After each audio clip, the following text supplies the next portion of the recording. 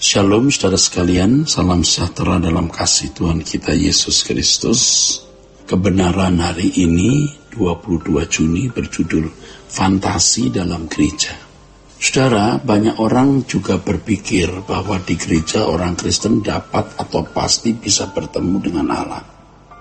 Hal ini sebenarnya akibat pengaruh agama-agama lain di mana mereka lebih meyakini bahwa Allah atau Dewa berada di tempat-tempat suci yang khusus. Di tempat-tempat khusus tersebut mereka biasanya mengadakan ritual upacara agama atau seremonial agama.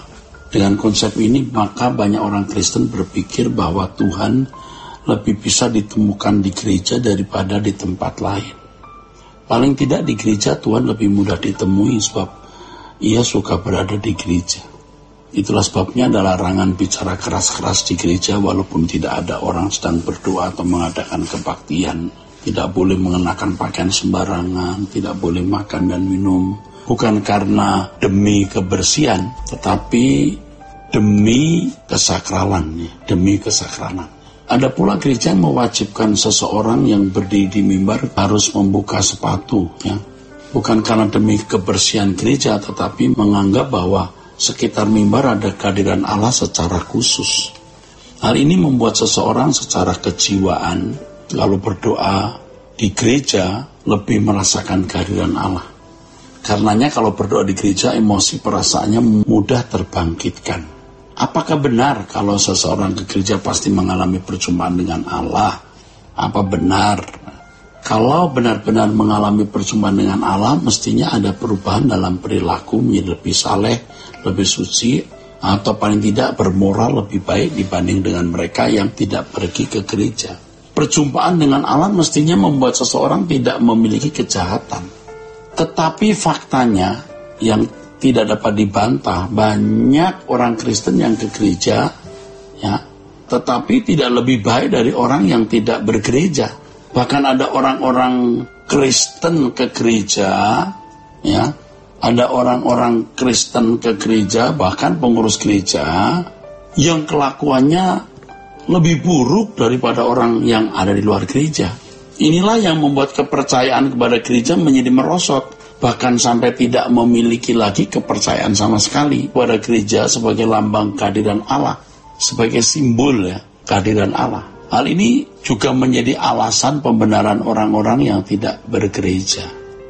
Orang yang ke gereja, saudaraku, belum tentu mengalami perjumpaan dengan Allah, ya. Belum tentu, ya saudara. Perjumpaan dengan Allah tidak hanya diwakili oleh liturgi atau tata cara ibadah. Perjumpaan dengan Allah adalah perjumpaan dalam segala keadaan dan dalam persoalan hidup yang dialami oleh seseorang. Apakah seorang merasa sudah mengenal Allah hanya karena mengikuti sebuah liturgi atau acara kebaktian hari Minggu? Jika demikian, apa bedanya dengan agama-agama yang menawarkan ritual seremonial untuk berurusan dengan mereka yang disembah di tempat-tempat tertentu yang khusus, yang diyakini tempat ilah atau dewa mereka berdomisili? Liturgi menjadi alasan sudah bertemu dengan Tuhan, justru membodohi jemaat, sehingga jemaat sudah merasa puas menjadi orang Kristen yang rajin ke gereja. Kekristenan adalah jalan hidup, yaitu bagaimana menjalani kekristenan dalam persekutuan dengan Tuhan tiada henti. Dan ibadah yang sesungguhnya adalah seluruh perbuatan kita, saudara. Seluruh perbuatan kita. Seluruh perbuatan kita, itulah ibadah, saudara. Di gereja banyak orang, saudara, hanya bertemu dengan liturgi, ya. Tata cara ibadah yang diwariskan oleh para pendahulu, sesuai dengan aliran atau denominasinya. Liturgi bukanlah cara untuk menjumpai Allah dan bertemu dengan Dia, saudara. Liturgi bukan cara untuk menjumpai Allah. Liturgi adalah bahasa orang beragama, bukan bahasa orang bertuhan. Orang bertuhan yang benar, yang sesuai dengan format yang Yesus ajarkan adalah menyembah Allah dalam roh dan kebenaran. Liturgi bisa menjadi sarana berinteraksi dengan Allah kalau memang dalam kehidupan sehari-hari telah berinteraksi secara real atau secara konkret. Jika tidak mengikuti liturgi di gereja, malah menambah dosa karena pasti berlaku munafik, ya, menipu diri sendiri dan mencoba menipu Tuhan. Ya, penjelasan ini bukan bermaksud hendak mengemukakan bahwa pergi ke gereja tidak perlu.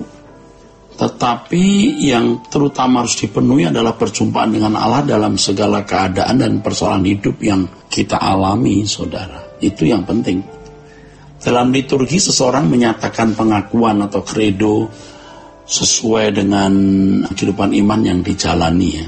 Jadi dalam liturgi seorang menyatakan pengakuan atau credo sesuai dengan iman yang dijalani, ya saudara. Kalau tidak ada kehidupan iman yang dijalani, maka liturgi menjadi sandiwara. Liturgi kekristenan yang sejati berlangsung sepanjang waktu hidup yang dijalani dalam seluruh perbuatan serta perilaku.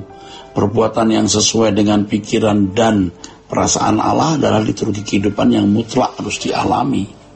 Dengan kehidupan seperti itu, seseorang barulah benar-benar bisa mengalami perjumpaan dengan Allah. Ketika bertelut berdoa, benar-benar bisa berdialog dengan Allah, saudaraku. Ya. Gereja menjadi tempat seseorang menyaksikan dan mengucapkan pengakuan atau credo warna kehidupannya setiap hari. Orang-orang yang tidak memiliki kehidupan seperti ini berarti orang Kristen palsu, hidup dalam kemunafikan, saudara. Ya. Mereka tidak mengalami perjumpaan dengan Allah. Mereka berteologi hanya dalam fantasi, maksudnya, hanya dalam pikiran.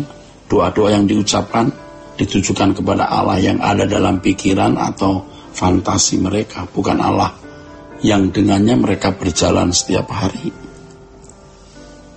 Kiranya kita jujur yang mengakui kesalahan kita masa lalu dan tidak mengulanginya, tapi benar-benar belajar berjumpa dengan Allah setiap hari. Tuhan memberkati. Sola Gracia.